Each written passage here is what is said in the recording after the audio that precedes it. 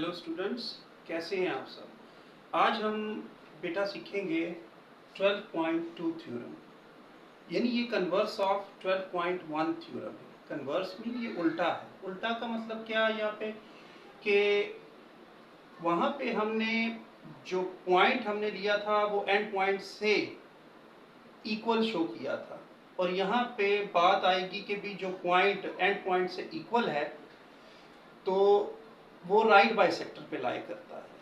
तो यहाँ पे आप देखें, फर्स्ट ऑफ ऑल तो जैसे मैंने कल आपको बताया कि स्टेटमेंट को देखें, क्वेश्चन को देखें उसके। Any point equi distant from the end points of a line segment is on the right bisector of it. यहां से यहां तक ये आपके पास गिवन में है। वो बात क्या कर रहा है, किसी ट्राइंगल की बात कर रहा है, मतलब किसी लाइन सेगमेंट की बात कर रहा है जिसको हम ट्राइंगल्स की शेप दे के पोस्टुलेशंस बनाएंगे। तो आप देखें कि आपके पास वो बता रहा है कि भाई कोई एक लाइन सेगमेंट है जी, एक लाइन सेगमेंट है जो कि ए और बी है।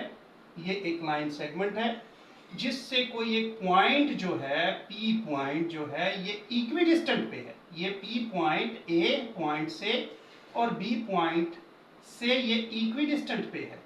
ये फासला, ये डिस्टेंस और ये डिस्टेंस, पी से ए का डिस्टेंस और पी से बी का डिस्टेंस, ये इक्वी डिस्टेंट है, यानी ये इक्वल है, कांग्रुएंट है। अब एनी पॉइंट से लेके सेगमेंट तक जो स्टेटमेंट आपको बता रही है भाई वो तो यही है कि भाई आपके पास एक पॉइंट जो है, एक किसी भी लाइन सेगमेंट से एक ऊपर जो पॉइंट है वो इक्वी डिस्टेंट है उसके एंड पॉइंट से। अब आगे वो क्या कहता है, is on the right bisector of it, यानी ये जो पॉइंट है, ये जो पॉइंट है, ये अगर हम ए बी का राइट बाइसेक्टर करें तो ये उस पर लाई करेगा। ये पॉइंट यानी अगर हम इसका राइट बाइसेक्टर लें तो वो इस पॉइंट में से गुजरेगा। अच्छा, इसके लिए जो आपने बना ली, आपने एक फिगर जो बना ली उसको गिवन में डिस्क्राइब करें। तो गिवन आप देखें, गिवन में अब जो कुछ आपने फिगर में बनाया है वो गिवन में लिखें। Let P be any point equidistant from the end points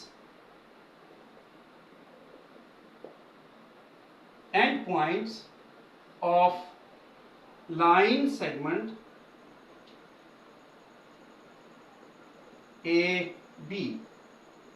and points of line segment A B क्या है, ए से बी, ए और बी ये एंड पॉइंट्स है। पी से जो डिस्टेंस ए तक है और पी से जो डिस्टेंस बी तक है वो आपस में कांग्रुएंट है।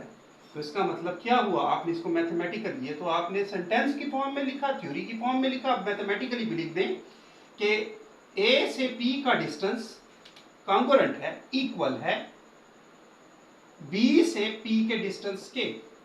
ये गिवन की बात हो गई। अब इसके बाद बेटे गिवन के बाद आता है टू प्रूव। आपने प्रूव इस थ्योरम में क्या करना है, आपने प्रूव ये करना है कि जो पी पॉइंट है ये अगर ए बी का कोई हम परपेंडिकुलर बाइसेक्टर करते हैं, राइट बाइसेक्टर 90 डिग्री से, राइट बाइसेक्टर का मतलब है 90 डिग्री से गुजरने वाली लाइन राइट बाइसेक्टर पे लाई करेगा।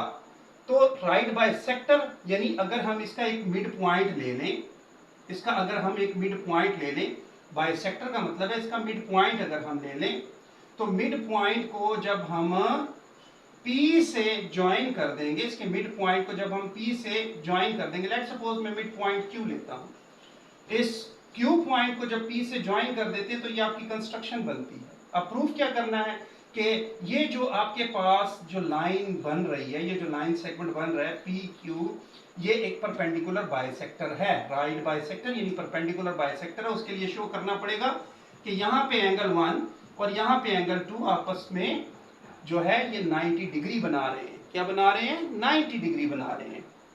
तो टू प्रूव में आपने ये करना है कि भाई P lies on the right bisector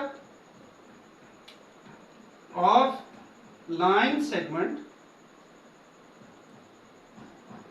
AB, ठीक है। इसके लिए आपको ये प्रूफ करना है कि भी मेजरमेंट ऑफ एंगल 1 जो है is equal to measurement of angle 2, ये बेटे 90 डिग्री है। ये आपने प्रूफ करना है। आपने जब ये प्रूफ कर लिया कि एंगल 1 और एंगल 2 90 डिग्री है, तो इससे ये प्रूफ हो जाएगा कि भाई आपके पास जो ये PQ लाइन सेगमेंट है ये परपेंडिकुलर बाइसेक्टर है AB का। अब हम इसकी कंस्ट्रक्शन लिखेंगे।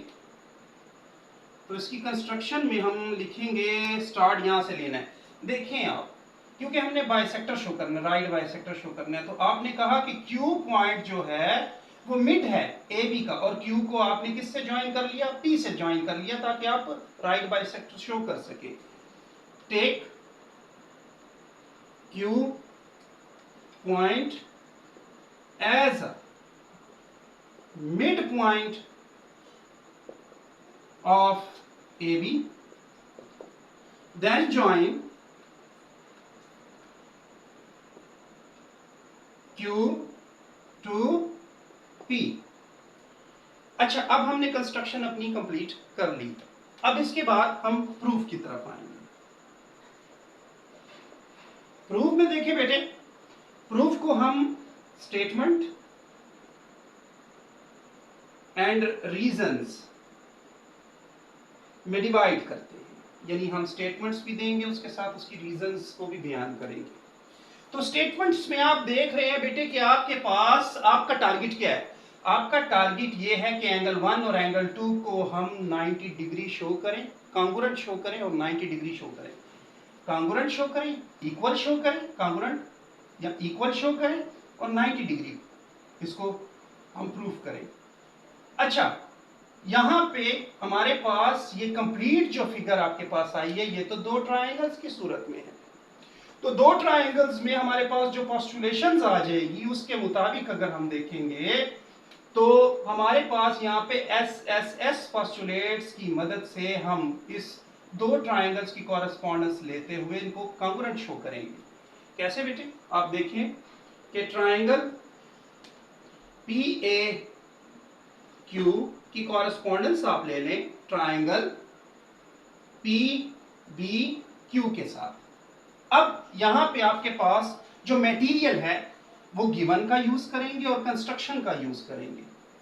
अच्छा, यहां पे क्योंकि आपने मिड पॉइंट लिया, तो यहां पे आप ये भी मेंशन इसको कर दें कि A से Q का फासला कांगुरेंट है B से Q के फासले के, क्योंकि आप एक लाइन को अगर टू इक्वल पार्ट्स में डिवाइड करते हैं तो उसके जो टू सब पार्ट्स होते हैं, डिवाइडेड पार्ट्स होते हैं, वो आपस में इक्वल होते हैं। ये भी आपने मेंशन कर दिया। अब इन तमाम बातों को लें, इन तमाम पोस्टुलेशंस को लें और लिखें। जैसे कि आपने कहा कि देखें AP is congruent to BP। कहां पे बताया हुआ है भाई? क्या रीजन है? आप लिखो गिवन में बताया हुआ है। फिर आप देखें AQ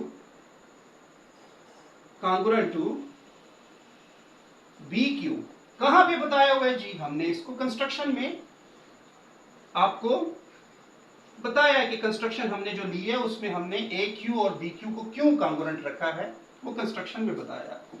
इसके बाद हमारे पास यहां पे कॉमन साइड आ रही है। आप देखें कि इस ट्रायंगल की और इस ट्रायंगल की कॉमन साइड PQ है।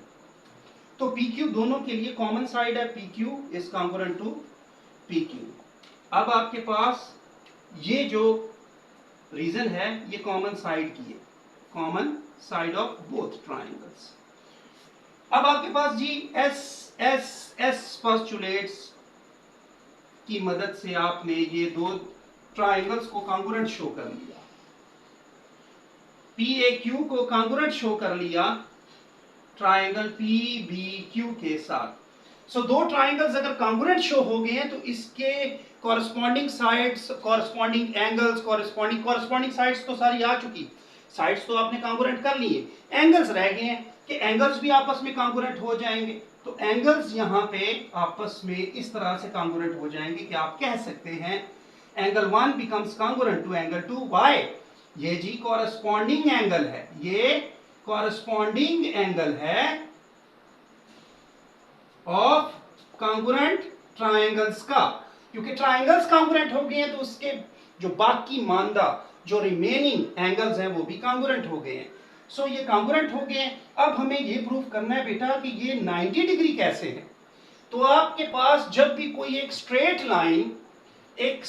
लाइन आपके पास बनती है, या आप इसको ये भी कह सकते हैं कि हमने ये प्रूव किया है कि भाई जो थ्योरम की आप जो 12.1 थ्योरम आपने प्रूव किया उसमें किसी भी परपेंडिकुलर बाइसेक्टर के ऊपर कोई पॉइंट होगा तो वही क्या हो सकता है, दो and points of the line segment के कॉन्ग्रुएंट होता है। और वो उसी सूरत में होता है 12.1 में हमने प्रूव किया, उसी सूरत में होता है जब ये एंगल और ये एंगल क्या होते हैं, 90 डिग्री होते हैं। सो इट्स मीन्स दैट कि मेजरमेंट ऑफ एंगल 1 भी 90 डिग्री है और मेजरमेंट ऑफ एंगल 2 भी 90 डिग्री है। इसका आप इंडिकेशन इसको दे सकते हैं,